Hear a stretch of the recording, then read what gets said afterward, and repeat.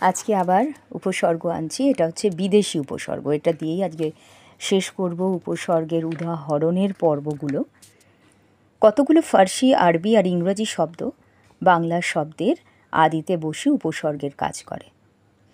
এইগুলো হলো বিদেশি উপসর্গের মধ্যে, যেমন ফার্সি দর, দ বয় শূন্য র, দর দালান, দরখাস্ত, গড়, গ বয় শূন্য র, গড় মিল, গড় রাজি, গড় হাজির, না, না দিয়ে নামঞ্জুর, নাচার, নারাজ, ফি, ফি দিয়ে ফি বছর, ফিরোজ, বদ, দয়ের তলায় কিন্তু হসন্ত থাকবে, বদমাস, বদলোক, বদনাম, বদহজম, সে, সেতার, বে, বেহিসাব, বেহাত, হর, হর রোজ, হর বোলা, হরেক, হরদম।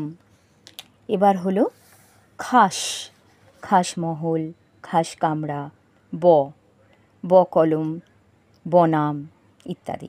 এবার ইংরাজি যে শব্দগুলো অনায়াসে আমরা ব্যবহার করি আমাদের কথায়, প্রত্যহ, আমরা জানি না যে সেটা কিন্তু ইংরাজি উপসর্গ। যেমন sub, sub inspector, sub deputy, sub জজ, হেড, হেডমাস্টার, হেড পণ্ডিত, হাফ, হাফ হাতা, হাফ টিকিট, ফুল, ফুলবাবু, ফুল হাতা, মিনি, মিনি বাস।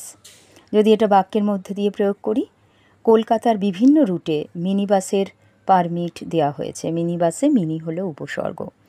এবার পরীক্ষার সময় আমরা কিভাবে উপসর্গগুলো করব? যেমন যদি আমরা কয়েকটা উপসর্গর নাম বলি, তোমাকে বের করতে হবে এতে কোন উপসর্গ যুক্ত রয়েছে। যেমন গড়মিল, আজানু, বেরসিক, উপনদী, আতপ্ত। এগুলোতে তোমাকে দেখতে হবে কোন উপসর্গ যুক্ত আছে। এগুলো যদি তোমরা খাতায় লিখে করো তাহলে কিন্তু খুব ভালো হয়। এছাড়া আমি যদি বলি দন্তেশ হয় হস্যকার সু দিয়ে দুটো উপসর্গ যোগ করে শব্দ তৈরি করো, অর্থাৎ সু উপসর্গটা যোগ করো দুটো শব্দে, করে একটা নতুন শব্দ গঠন করো। অথবা প্রয়রফলা, প্র বা অতি, এটি যোগ করো, করে একটা নতুন শব্দ গঠন করো, দুটো করে তৈরি করলে। যেমন একটা বাক্য আমি বলছি, আভাজা মাছ খাওয়া উচিত নয়। এখানে আভাজা, এই আভাজা নতুন একটা শব্দ, এখানে কোন উপসর্গ যুক্ত হয়েছে? এইভাবে তুমি আ দিয়ে বেশ কয়েকটা তৈরিও করতে পারবো উপসর্গযুক্ত শব্দ।